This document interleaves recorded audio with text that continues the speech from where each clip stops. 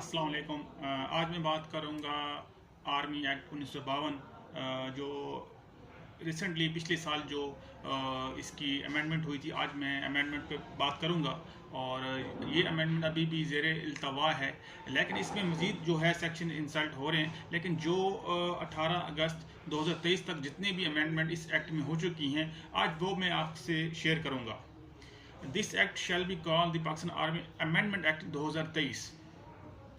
अब इसका जो पहला सेक्शन 2 है, insertion of section new section 1A। अब इसमें ये कहा गया कि in the Pakistan Army Act 1952 hereinafter call as the said act after section 1 the following new section shall be inserted new namely. अब इसमें जो सेक्शन 1 में जो अमेंडमेंट की गई है वो rising and maintaining the army subject to the provision of the Constitution of Islamic Republic of Pakistan. The President shall raise and maintain the army, Pakistan Army and its reserves in accordance with the provision of this act, the rule and regulation, instruction made and issued thereunder. और यहाँ इस clause 1 में जो ये बता रहा है कि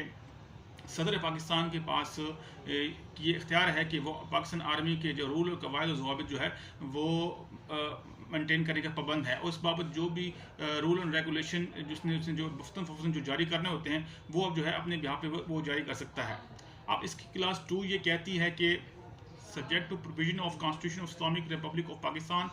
the control and command of army shall rest with the federal government and its administration shall vest in the chief of army staff. अब क्लास 2 कहती है कि कॉन्स्टिट्यूशन आईन पाकिस्तान के मुताबिक जो कमांड और कंट्रोल का इख्तियार है ना, वो जो फेडरल गवर्नमेंट के पास है और उसके तहत जो फेडरल गवर्नमेंट जितने भी अपने उसको कमांड इस्तेमाल करेगी वो थ्रू आर्मी चीफ करेगी। अब इसकी क्लॉज 3 कहते हैं subject to the provision of the constitution of Islamic Republic of Pakistan the president shall grant commission in the Pakistan army in accordance with the provision of this act and the rules regulation instruction made and issued thereunder। अब जितने आईन पाकिस्तान के तहत जितने भी जो सदर के पास जो जितने भी इख्तियारात हैं वो नई अमेंडमेंट के हिसाब से वो इख्तियारात अपने इस्तेमाल करेगा और कोई भी इंस्ट्रक्शन देनी हो तो इसी एक्ट के तहत जो है वो हदायत किसी भी आर्मी चीफ को दे सकता है। क्लास इसकी 4 कहती है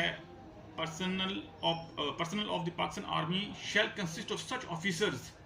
soldiers and other staff members as be prescribe. अब इसके तहत जितने भी जो भी ऑफिसरों के नाम दिए जाने हैं, चाहे सोल्जरों को चाहे उसके मेंबर स्टाफ को, वो गाय बगाए जो है वो पॉलिसी वगैरह जो इस एक्ट के तहत जो है अथॉरिटी जो एडमिनिस्ट्रेशन जो है चलाती जो इंतजामिया जो आर्मी चलाती है वो बना सकती है इस बाबत जो है। अब इसकी क्लॉज सेक्शन 1 की जो क्लॉज 5 में भी अमेंडमेंट है, this section recruitment qualification salaries allowances discipline training administration and other terms and conditions of service in respect of personnel of army Pakistan Army under section 4 shall be such as may prescribe। मतलब कि जो भी section 4 में जो army की जो भर्ती करने का जो प्रोसीजर है, किसी की क्वालिफिकेशन के मुताबिक उसको सैलरी ग्रांट की जाती है, कोई अलाउंसेस देना हो या कोई ट्रेनिंग करवानी हो, तो उस बाबत जो डिसिप्लिन का जो है वो को मद्देनजर रखते हुए उसकी जो है पूरी एक टर्म एंड कंडीशन किसी भी एम्प्लॉयज़ की जो है वो मुख्तस की जाएगी और इसमें अमेंडमेंट भी की जा सकती हैं। अब जो मेन इसमें जो तब्दीली जो है इसमें सेक्शन 2 में भी हुई है। सेक्शन 2 में ये तब्दीली हुई कि जो ऑफिसरों के जो नाम है डेजिग्नेशन है वो स्लाइटली थोड़े से ना उन्होंने बदले हैं। अब सेक्शन जो इसका 8 है उसमें एक छोटी सी तब्दीली है। उसमें यह है कि after clause 1 the following new rules shall be inserted, यानी कि आप एफिलेटेड एंटिटीज़ है, कोई मींस के entity affiliated with or controlled by Pakistan army and including but not limited to statutory bodies foundations organisation and other entities as approve by federal government. यानी कि अगर किसी की कोई फेडरल गवर्नमेंट की अप्रूवल मंजूरी के बाद जो कोई भी किसी किस्म की एंटिटी जहाँ जिसको मुल्क के लिए कोई सलामती की खतरा बन रही है उस बाबत जो है वो वहाँ उनके जो अगेंस्ट जो है इंक्वायरी वो कंडक्ट कर सकती है पाकिस्तान आर्मी एक्ट के थ्रू। अब इसकी जो क्लास बी कहती है वो इसमें जो चंद जो कन्विंसिंग अथॉरिटी है, मींस के कोई ऑफिसर हो सकता है, इनके उसको पावर कोई डेलीगेट की जा सकती है। तो ये जो मेन इसकी क्लास है वो 4 सेक्शन 4A का जो मेन क्लास है। अब इसके अलावा जो इसका जो क्लास सी है वो उसमें कहता है कि चंद रूल्स जो expression regulation instruction shall be inserted, कोई रूल ज़वाबित को जो चीज़ें हैं वो भी इसमें मज़ीद इंसल्ट की गई हैं। अब आते हैं सेक्शन 10 की तरफ। सेक्शन 10 कहते हैं in eligibility for commissioning attestation a person who is not a citizen of Pakistan या dual nationality under the age of 18 years shall not be granted commission or attestation in the Pakistan Army Act। अब 18 साल का जो शख्स है, चाहे वो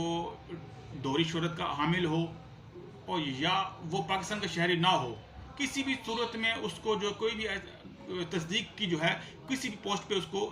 appoint नहीं किया जा सकता।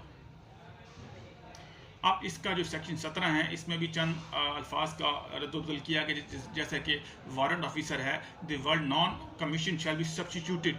और इसी तरह सेक्शन 18 उसमें भी जो है जो मेजर, मेरे हिसाब से जो मेजर तब्दीली हैं उनकी सर्विस स्ट्रक्चर में है वो है सेक्शन 18 इनका बनता है, retirement, resignation, release and discharge. अब द कॉम्पिटेंट अथॉरिटी में as may be prescribe in this behalf retire, release, accept, reject resignation of और discharge from service any person subject to this act. कोई भी army की जो इंतज़ामिया है वो किसी भी शख्स को किसी भी मेज संगीन जुर्म के तौर पर वो किसी शख्स का रेजिग्नेशन भी कह सकती है कि भाई आप इस्तीफ़ा दे दो, आप डिस्चार्ज कर सकती है उसकी सर्विस से, या डिसमिस भी कर सकती है, provided that on to exigencies, extraordinary circumstances, or if war is immediate or existing, the federal government may retain compulsory in service up to 60 years of age any person with the recommendation of Chief of Army Staff and as prescribed in this act or the rules, regulation, instruction made and issued thereunder। अगर मुल्क की कोई हंगामी सूरत हाल है या कोई जंग का ख़तरा है तो आर्मी चीफ की हदायत के मुताबिक किसी भी शख्स को 60 साल तक जो है वो बाउंड किया जा सकता है, वो नौकरी करे। इससे पहले तो उनका एक स्ट्रक्चर बना हुआ है, मिनिमम जो 18 साल हो पूरे करने के बाद वो उनको पेंशन वगैरह ग्रांट की जा सकती है, लेकिन अब स्पेशली इसमें कंडीशन रखती है कि कोई जिसकी सर्विस नागुज़ीर हो तो उसको रिटेन किया जा सकता है 60 साल की उम्र तक। ये इसमें जो है मेजर चेंजेस हैं। अब सेक्शन 26A और 26B में इसी तरह कुछ चीज़ें इंसर्ट की गई हैं। अब 26A कहता है कि unauthorised disclosure, if any person who is or has been subject to this act disclose or causes to be disclosed any information acquired in official capacity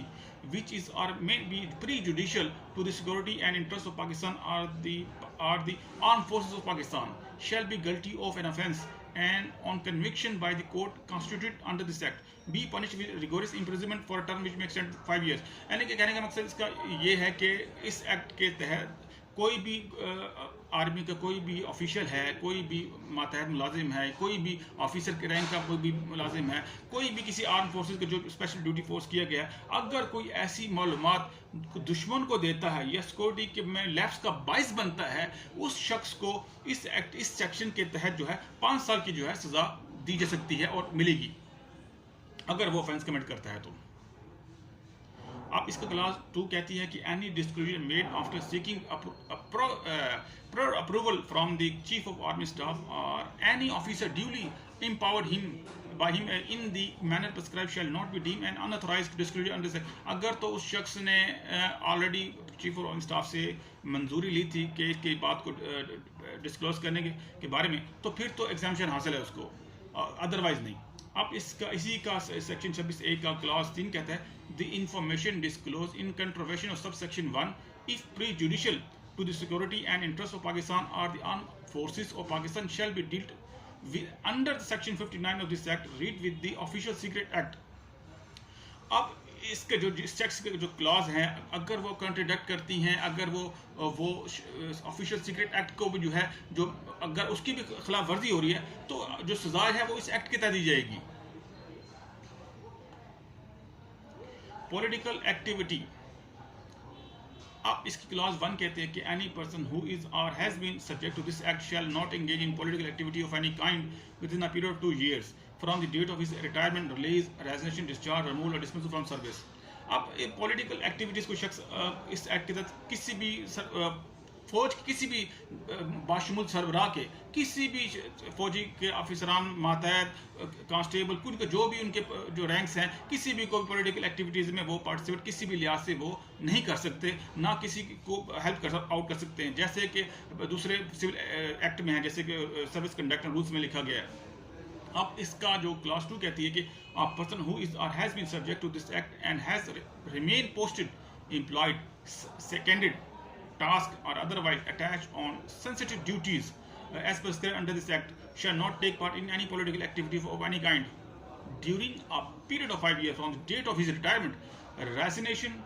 discharge, removal or dismissal from service. आप इसका जो एक मैं समझता हूँ इस act का एक मेजर पॉइंट ये भी है कि कोई शख्स चाहे वो उसने खुद रिजाइन किया हो, चाहे उसको जबरी तौर पर टर्मिनेट कर दिया हो सर्विस से या डिसमिसल फ्रॉम सर्विस किया हो, किसी भी लिहाज से वो 2 साल तक जो है किसी भी पॉलिटिकल पार्टी का या किसी भी मेंबर ऑफ पार्लियामेंट का मेंबर नहीं बन सकता। वो इसमें स्पेसिफिक कदगन लगा दी गई फौज के लिए। अब इसकी क्लॉज 3 कहते हैं कि whoever violates subsection 1, 2 of this section shall on conviction by the court constituted under this act be punished with rigorous imprisonment for term which may extend to 2 years। अगर कोई इन दो ऊपर के जो बयान की गई सेक्शन की कोई खिलाफ वर्जी करता है, कोई भी मातहत फौज का अमला, कोई ऑफिसर, कोई सिपाही, तो उसको 2 साल की जो है वो उसको सजा मिलेगी, वो भी कैद बा मुशक्कत। अब सेक्शन जो 55A कहता है कि इसमें सेक्शन 55A में बेसिकली कॉन्फ्लिक्ट ऑफ इंटरेस्ट को रखा गया है। A person who is or has been subject to this act during the preceding 5 years shall not directly or indirectly into employment, consolidation or other engagement with any entity having conflict of interest with any of these activities of the armed forces of Pakistan or its affiliated entities in a manner or position that utilize the skills or experience acquired by such person during association with armed forces। कहने का मतलब इसका यह है कि कोई भी शख्स आर्मी एक्ट के तहत जो जिसकी खिलाफ जो कार्रवाई चल रही हो, वो कोई 5 साल या इससे ज़्यादा कार्रवाई चल रही हो, वो किसी भी लिहाज से जो है वो किसी दूसरी एंटिटी से कोई किसी कानून या एंटिटी या कोई ऑर्गेनाइजेशन से कोई इख्तलाफ रख रहा हो, उसके जो बाबत जो है वो प्रॉपर प्रोसीजर इंक्वायरी का वो कंडक्ट किया जाएगा। इसके अलावा जितनी भी अगर कोई उससे कंसल्टेंसी चाहिए, कोई वकील चाहिए, जो भी अगर कोई चीज़ चाहिए तो वो उसको उस एक्यूज को जो है प्रोवाइड की जाएगी। अब इसकी क्लास 2 में कहते हैं इसी का पैराग्राफ, इसका दूसरा पैराग्राफ है, provide that sub section 1 shall not apply to any such employment, consultation, engagement made after seeking pure approval from chief of army staff और any other duly empowered by him. अब इसका जो कहने का ये मकसद है, अगर इस एक्ट के तहत आर्मी के कोई ज़ाती मफादात को ठेस पहुंच रहा है, किसी अपने ही किसी मुलाजिम ने या कोई ऑफिसर ने कोई ज़मीन एक्वायर कर ली, कोई ऑर्गेनाइजेशन बना ली है, किसी तरह से ऑपरेट कर रहा है, तो वो अगर तो उसने आर्मी चीफ से अप्रूवल नहीं ली तो वो जो है उसको कलअदम करने का उनके पास इख्तियार है। अब क्लास 2 इसी कहते हैं कि any person who contravene of this provision of section 1 shall be guilty of an offence under and may be punished with imprisonment for term which may extend to 2 years or with fine not exceeding 500,000 rupees। अगर इस तमाम ऊपर जो दी गई जो बातों पे अगर कोई जो है उनका कोई ऑफिसर या कोई मातहत खिलाफ वर्जी करता है तो उसको जो है 2 साल तक सजा मिलेगी या उसको 5 लाख तक जुर्माना या वो दोनों भी जो भी सूरत हाल हो उस पर लागू होगा। अब इसका जो सेक्शन 55B है, इलेक्ट्रॉनिक क्राइम्स। इलेक्ट्रॉनिक क्राइम्स जो सिविल मुलाजिमीन के लिए हैं या दूसरे आम लोग शहरियों के लिए है, पाकिस्तान के लिए, वही इन्हीं फौज के लिए भी हैं। अब ये नहीं कोई कह सकता कि यार स्पेसिफिक है या कोई स्कैंडलाइज कर रहा है, नहीं, ऐसे कुछ भी नहीं है। अब मैं आपको इसका person who is or has been subject to this act commits an offence under prevention of crime act 2016 or relevant electronic digital social media laws with malafide intention to undermine, ridicule or scandalize the armed forces of Pakistan may be proceed under this act and shall on conviction by a court constituted under this act shall be punished with in prescribed manner with the same punishment as provided for in this act of 2016 as such other laws as case may be। अगर कोई भी social media influencer, कोई भी किसी भी social media platform पर कोई भी किसी भी लिहाज से पाकिस्तान की फ़ौज को स्कैंडलाइज करेगा, बदनाम करने की कोशिश करेगा, तहमत लगाएगा, इल्ज़ामात लगाएगा बगैर किसी प्रूफ के, बगैर किसी प्रॉपर इंक्वायरी के, तो वो उस शख्स के खिलाफ जो है इस इलेक्ट्रॉनिक प्रिवेंशन एक्ट के 2016 के तहत कार्रवाई की जा सकती है। पहले ऐसा नहीं था, ये बहुत अच्छा सेक्शन उन्होंने इंसर्ट किया है। अब सेक्शन 55C में भी अमेंडमेंट की गई है। इसमें जो मेन अमेंडमेंट है वो डेफेमेशन की है। a person who is or has been subject to this act intentionally ridicule, scandalize, bring into hatred or otherwise attempt to lower the armed forces of Pakistan or any part thereof in the estimation of others shall, on conviction by a court constituted under this act in this prescribed manner, may be punished with imprisonment which may extend to 2 years or fine with both. अगर कोई किसी के खिलाफ, कोई फौज के खिलाफ या किसी ऑफिसर के खिलाफ या पाकिस्तान आर्मी के खिलाफ कोई आर्टिकल लिखता है या कोई ऐसी न्यूज़ किसी इदारे में चलाता है, कोई न्यूज़ एजेंसी चलाती है और वो किसी भी सबूत के बगैर है, मोस्टली तो ज़ाहिर सी बात है न्यूज़ एजेंसी सबूत के बगैर ही चलाती हैं, उनका बिजनेस इस पे चल रहा सारा। आर्मी के खिलाफ कोई ऐसा प्रोपागेंडा करेगा, इस एक्ट के तहत उस एजेंसी को जो है 2 साल तक जो है सजा, कोई भी फर्ज जिसने की है उस पर भी पेनलाइज किया जा सकता है और उसके सरबराह को भी। अब सेक्शन 91 में जो इनमें जो चंद अल्फाज की जो रद्दबदल है, इसी तरह सेक्शन 31 से 59 तक में अल्फाज का रद्दबदल है। इसके अलावा मैं बात करूंगा सेक्शन 92 में भी अल्फाज का थोड़ा सा रद्दबदल, एक्सप्रेशन शल के लफ्ज़ एडिड हैं इसके अंदर। और इसी तरह जो सेक्शन 126 है उसमें कन्फर्मिंग ऑफिसर के जो लफ्ज़ है वो कन्वीनिंग अथॉरिटी से चेंज कर दिया गया है। अब सेक्शन जो मेन जो सेक्शन आ रहे हैं वो सेक्शन 175 है, सेक्शन 175B है और सेक्शन 175C, D और E जो मेन चेंजेस की गई हैं, इनका हम मुख्तसर जो है वो जान लेते हैं इनको। अब section 175A military civil awards हैं, डेकोरेशन है। अब इसमें कहा गया कि फेडरल गवर्नमेंट जो है वो किसी भी मिलिट्री अवार्ड को, वो जो शोधा को है, वो जो गाय बगा जो भी सरमनी ओकेजन से अचीवमेंट है वो उनको देने की जो है वो पाबंद है। इसके अलावा जो 175B में सर्विस अवार्ड हैं, द पाकिस्तान आर्मी में in the prescribe manner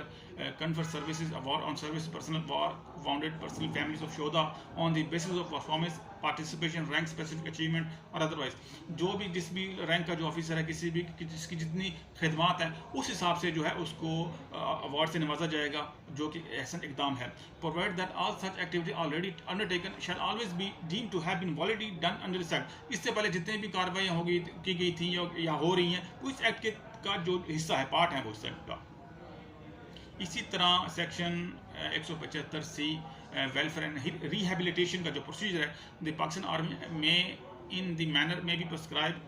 carry out activities for the purpose of welfare and rehabilitation of service retired wounded person as family shoda, provided that such activity already undertaken shall always be deemed to have been validly done under this act। इस act के तहत जितने भी उनकी फला बबूद के army के काम है, जो चाहे वो रिटायर हैं, चाहे वो हेल्थ सर्विस है, चाहे वो शोधा है, उनका जो है इस एक्ट के तहत उनका ख्याल रखा जाएगा, उनको तहफ़्फ़ुज़ किया जाएगा, उनको एक माशी और जो है प्रोटेक्शन हासिल है इस एक्ट के तहत। अब section 175D welfare through affiliated entities, आप इसको मुख्तलिफ मैं यहाँ समझा दूँ कि किसी भी ऑर्गेनाइजेशन उनकी छोटी छोटी बन गई हैं जिसके तहत जो सर्विस आर्मी है या शोधा की फैमिलीज़ है उनका जो देखभाल का एक प्रोसीजर रखा गया है। अब इसी तरह सेक्शन जो 75E में नेशनल डेवलपमेंट है, यानी कि कौमी जो तरक्की का जो में पाकिस्तान आर्म फोर्सेस का जो किरदार है वो रखा गया। अब वो यहाँ ये कहा गया कि फेडरल गवर्नमेंट की मंजूरी के मुताबिक जो है और डायरेक्टली या इनडायरेक्टली मंजूरी लेने के बाद जो है इस और नेशनल जो स्ट्रेटजिक पॉलिसी बनाएगी और उनके इंटरेस्ट के मफाद को, मुल्क के मफाद को सामने रखा जाएगा। उसके मुताबिक जो है गवर्नमेंट जो है अपने फौज जो है अपने ऐसे इकदाम करने की पाबंद होगी। इसके अलावा जो एप्रोप्रिएट गवर्नमेंट मीन्स यहाँ है,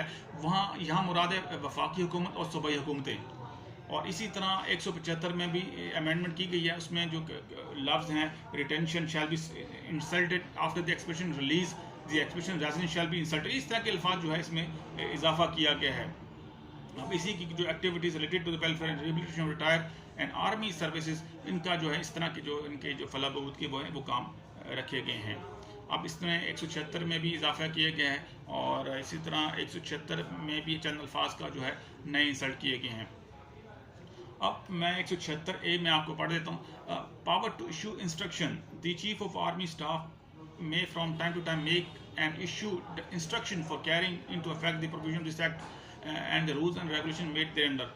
provided that all such instruction already made and issued shall always be deemed to have been validly made and issued under this act। क्या आर्मी चीफ के पास ये इख्तियार है कि वो किसी भी कोई भी जो है डेलीगेशन पावर को जो के तहत वो इख्तियार भी दे सकता है, कोई चीज़ कोई इंस्ट्रक्शन है, कोई हदायत हैं, वो भी गाय बगाय जो इंतज़ामी जो है वो उनको जारी कर सकता है।